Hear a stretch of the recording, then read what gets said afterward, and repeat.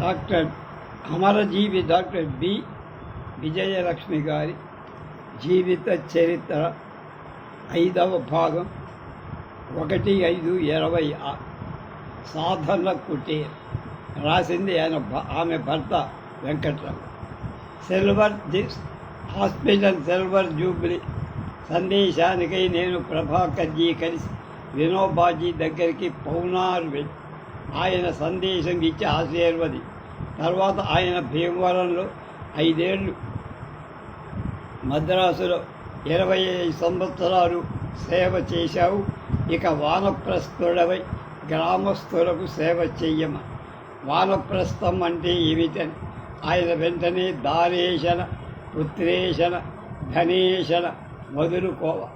ఈ ఈశనత్రయాన్ని వదులుకుంటే తప్ప మోక్ష సిద్ధి లేదు. అయితే అన్నీ బదిలి మీ దగ్గరే ఉంటానన్నారు. అన్నారు. నా భార్య నాకు తల్లిగా సేవ చేస్తూ ఆమె ఎడల నాకు భక్తి తప్ప వేరే మోహం లేదన్నారు. పిల్లలు పెద్దవారయ్య, వాళ్లతో కూడా నాకు ఎలాంటి సంబంధాలు.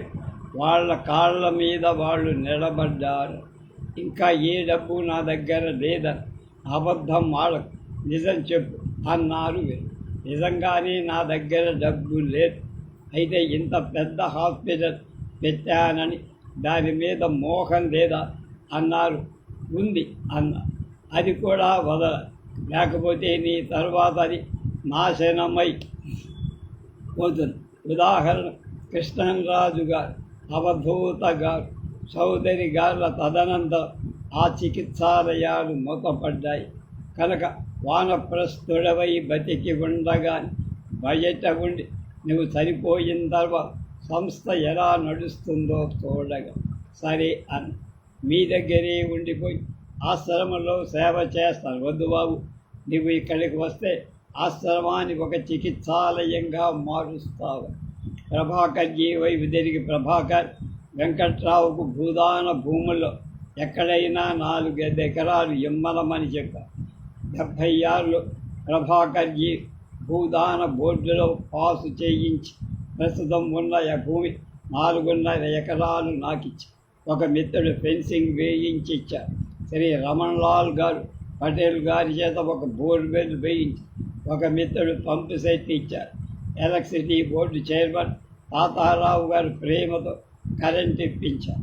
డిఎస్ అగ్రవాల్ 17,000 ఖర్చు పెట్టి పంపు హౌస్ కట్టించారు. మిత్రుడు 30,000 ఖర్చు పెట్టి 2 గదులు, బాత్రూమ్, లెట్రిన్తో సహా 1979కి ఆఖరైంది. మా 2వ అబ్బాయి శివాజీకి నిర్మాణ కార్యక్రమం అప్పచెప్పి 2 గదుల నిర్మాణం అయిందని వచ్చింది. దారిద్ర్యాన్ని ప్రదర్శించడానికి అక్కడికి వెళ్ళావా అన్నారు వినోబాయ్. అప్పుడు ఆయన కాగితం మీద ఒక హాలు ప్రార్థన చేయటానికి, 2 గదులు ఉండటం, 1 గది రోగుల సంప్రదింపులకు అని వ్రాసి ఇచ్చారు. ఇదంతా సుమారు 1700 చదరపు అడుగు, 1.5 లక్షలు కావాలి. ఎక్కడి నుంచి వస్తాయి అన్న. అయితే ఏముంది, 35 ఏళ్ళు అడుక్కొని చికిత్సాలయాలు స్థాపించి ఇంకొక 3 ఏళ్ళు అడుక్కొని అయినా సరే ఆశ్రమ నిర్మాణం పూర్తి చెయ్యమని హైదరాబాదుకు వచ్చి ట్రస్ట్ బోర్డు మీటింగుకు పిలిచి వినోబా ఆదేశం చెప్పి వారు చందాలు వసూలు చేసి ఆశ్రమ కట్టడానికి అనుమతిస్తూ తీర్మని 6 ట్రస్టీలు 30,000 దానం ఇచ్చి పెంచడ పేరు పంపగా పోస్టులో 50,000 మొత్తం 80,000తో పని ప్రారంభం.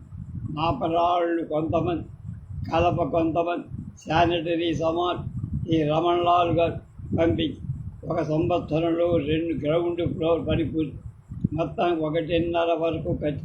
అప్పుడు బాబా దగ్గరికి వెళ్ళి రిపోర్ట్ ఇచ్చి ఇందులో డాక్టర్ అమ్మ గారు బాబాకు ఉత్తర ప్రారంభంలో 1 ఏళ్ళు ఆహారం ఉంచి ఇందులో వంట లేకుండా చేశారు.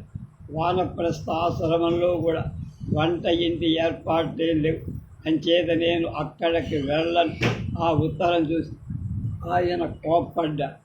ఎప్పుడైనా భార్యను సంప్రదించావా లేదా?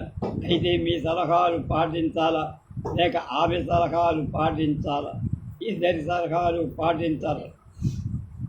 అయితే మళ్ళీ మేడలో 3 గదులు, ఒకటి డాక్టరం గారు ఉండటానికి, ఒకటి సాధన, ఒకటి నీవు వండటానికి,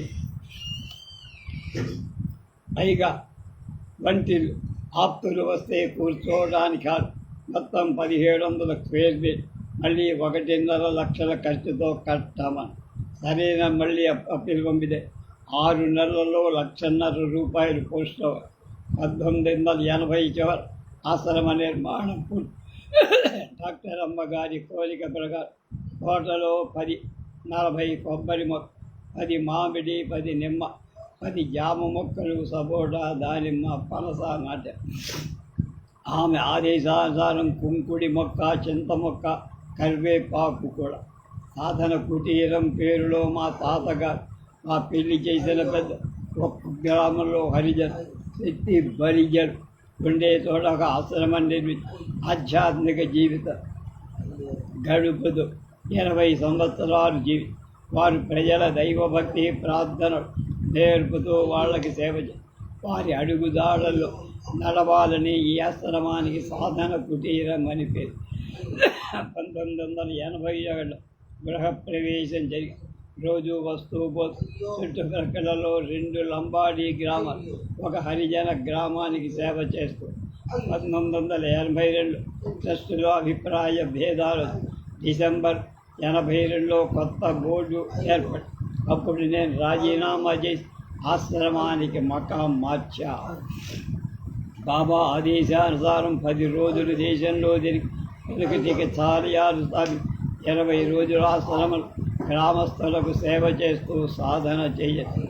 1980 శివాజీ భాష మా ఆసుపత్రిలో ప్రకృతి వైద్య డిప్లొమా చేరి ఆమె చదువు పూర్తయ్యాక ఆశ్రమానికి వస్తానని డాక్టర్ అమ్మ చెప్పి 1936 ఆరోగ్యం బాగుండన రాజీనామా చేసి రమ్మంటే జయ చదువు పూర్తయిన తర్వాత వస్తానని నా నోరు జయ చదువు పూర్తి చెయ్యలేకపోయి సరికదా తన అభిలాష ప్రకారం నిర్మించిన ఆశ్రమాన్ని వచ్చి 10 రోజులే వరుసగా ఉండకుండా భగవత్ సాన్నిధ్యానికి ఈ ఆశ్రమాన్ని ఆమె స్మారక చిహ్నంగా కాపాడుతూ పేదలకు సేవ చేస్తూ దేశంలో చికిత్సాలయాల స్థాపన సహకరించడానికి ప్రయత్నిస్తాం.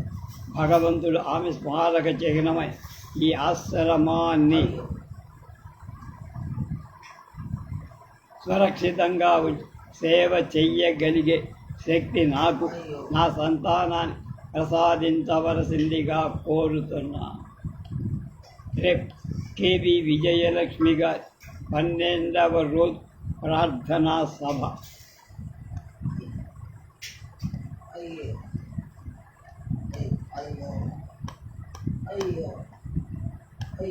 అయ్యో అమ్మా